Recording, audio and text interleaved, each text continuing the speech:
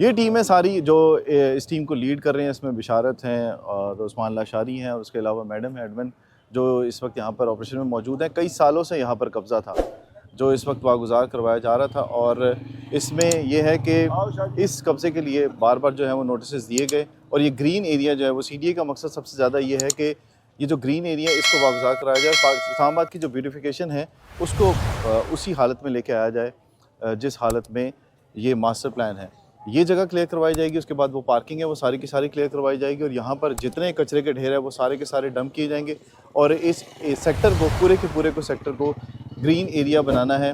और ये पार्किंग जो है वागुजार करवानी, क्योंकि जो कस्टमर्स आते हैं उनको पार्किंग में बहुत प्रॉब्लम होता है और उसके साथ साथ लोग जो हैं उनको बड़ी मुश्किल पेश आती है। जो फुटपाथ हैं वो भी क्लियर करवाने हैं ताकि पैदल चलने वालों को आसानी हो। तो अब ये ऑपरेशन जो है वो आज सुबह से जारी है।